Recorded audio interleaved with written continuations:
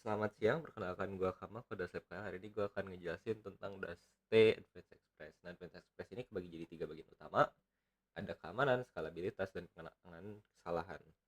Nah, untuk yang pertama, keamanan, itu yang akan kita implementasikan adalah hashing.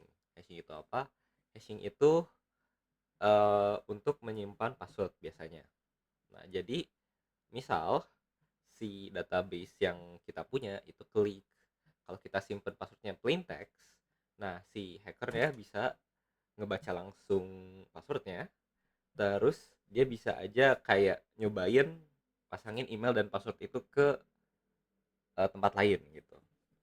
Nah, kita nggak mau kayak gitu kan.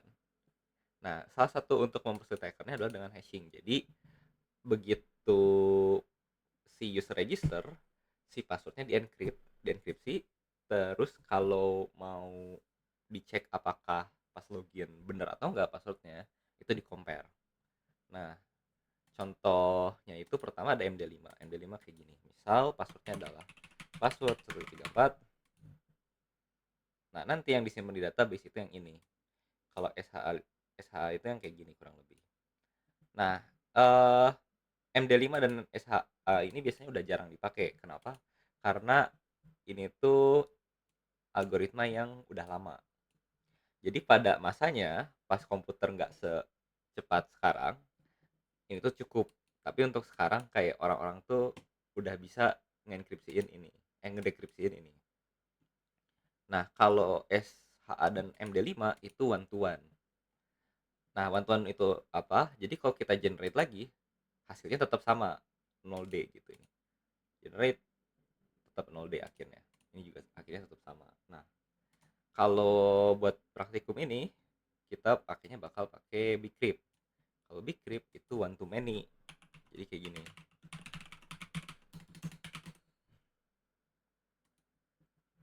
Misal password 124, cost factor ini tuh seberapa sulit di enkripsinya. Jadi misal generate. Nah, ini akhirnya HA generate lagi. Nah, hasilnya beda. Jadi ini one to many dan ini lebih susah di uh, apa ditebak-tebak gitu. Ditebak-tebak kayak nyobain passwordnya. Ini lebih susah kalau Bcrypt. Nah, nyoba-nyoba itu sebutannya tuh brute force sih. Nah, ini contoh cara bikin kodenya. Terus ini course origin. eh Nanti mungkin pas praktikum nggak akan langsung kelihatan errornya apa. Tapi ini merupakan error yang paling gampang diketemuin kalau udah ngehubungin ke front end. Ini biasanya error pertama yang kalian hadapi gitu. Jadi dia cuma ngecek kayak origin si requestnya bener atau enggak. Jadi misal kita pengennya tuh dari front end kita, terus misal method yang dibawain apa, terus sebenarnya bisa ditambah-tambahin lagi konfigurasinya. Ntar kita lihat. Uh, Ntar yang contohnya.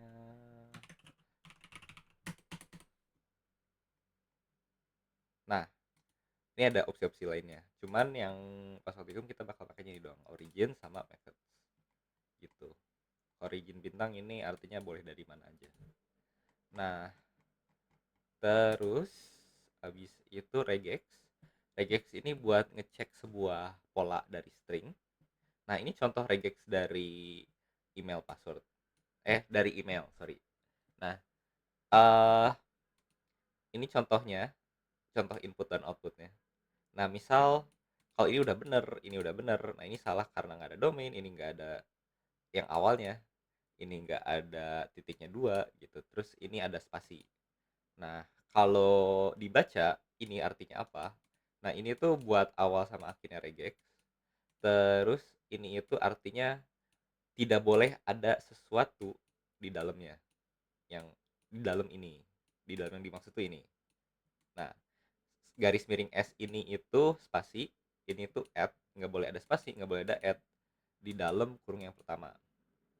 Nah, habis itu kita cari add. Nah, habis itu tidak boleh ada lagi garis apa, tidak boleh ada lagi white space dan add. Habis itu cari titik.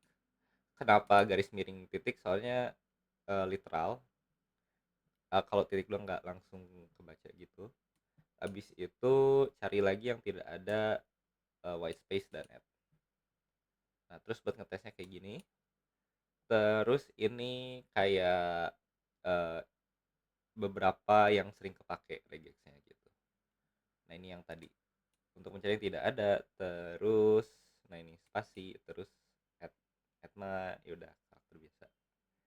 Nah, kekurangannya ya sulit dibaca, terus fleksibel.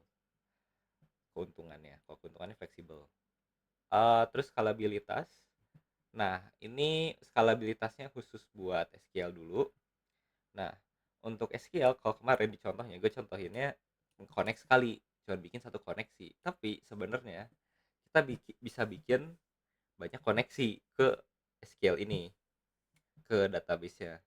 Biar kalau misal request-nya banyak, dia bakal bisa ngehandle. Tentunya ini bakal nge-introduce lebih banyak apa namanya delay, karena dia perlu connect dulu. Nah, tapi ada kelebihan kekurangannya lah. Kekurangannya ya ngasih lebih banyak delay, tapi keuntungannya in case lebih banyak dia lebih kuat gitu, lebih banyak yang request dia lebih kuat. Nah, abis di connect jangan lupa harus di release gitu koneksinya. Nah, abis itu masalah efisiensi query SQL. Nah, semisal kita diminta untuk mengambil ID dari user ini yang disimpan di array yang di atas. Nah, cara pertama itu di .map doang. .map tuh imagine-nya kayak for loop doang. Kayak for loop biasa, terus dia ngecari satu-satu, select bintang from users where ID, itu yang pertama. Abis itu nge-query lagi, yang kedua nge-query lagi, yang ketiga, dan seterusnya. Nah, terus kalau .web dan promise, promise tuh ngebikin si for loop-nya berjalan secara paralel. Jadi dia barengan, ngeminta slash bintang from users where ID bla bla bla gitu barengan. Nah, ada lagi satu lagi caranya, yaitu pakai where in. Kalau where in itu dia ngasih satu query yang panjang. Select bintang from users where ID itu ada di array ini. Nah, terus kira-kira ini lebih efisien karena apa namanya? Karena dia cuma makan satu query, tapi dia bukannya ngeberatin si backend, dia ngeberatinnya ke database. Ini bagus kalau misal array-nya udah panjang banget gitu. Oke. Nah, tapi kekurangannya eh apa ya? Misal kita dalam ID ini nggak hanya pengen nge-select doang. Misal kita pengen kayak ngelakuin beberapa query, dia nggak bisa gitu. Dia harus pakai query-nya beda lagi. Atau enggak ya udah pakai promise aja kalau si ID-nya itu dikit. Nah, habis itu ke masalah error handling. Error handling yang gampang dulu yaitu ini, ngecek kalau misal di params atau query atau bodinya tuh udah sesuai formatnya, misal ada emailnya atau enggak gitu. Terus atau enggak ngecek misal si tabelnya ngarah ke tabel lain, misal ada item, terus item ini punya atribut store ID. Nah, kita harus ngecek dulu store ID yang dimasukin ada atau enggak gitu. Nah, ini juga sama, ngecek dulu si bodinya ada atau enggak. Nah, selain itu ada lagi nih, begin, commit, dan rollback.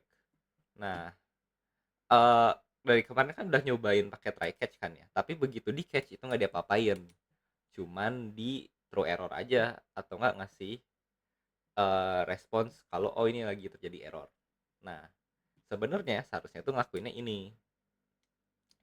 Nah, jadi eh misal kita eh pengen ngelakuin dua query. Pertama, ngurangin stok dari barang. Misal endpointnya tuh buat ngelakuin transaksi. Oke, transaksi buat beli barang. Nah, yang mau kita lakuin adalah ngurangin stoknya, terus ngurangin balance si usernya. Nah, misal di tengah-tengah dia putus koneksi, jadi dia cuma ngejalanin salah satu dari query-nya. Nah, itu kan jadi error ya. Nah, biar eh misal walaupun terjadi kegagalan dibalikin lagi ke kondisi awal pakai begin, commit sama rollback ini. Jadi begin terus commit kalau misal berhasil, terus kalau gagal dia nge-rollback gitu. Terus udah. Sekian dari saya, terima kasih atas perhatiannya.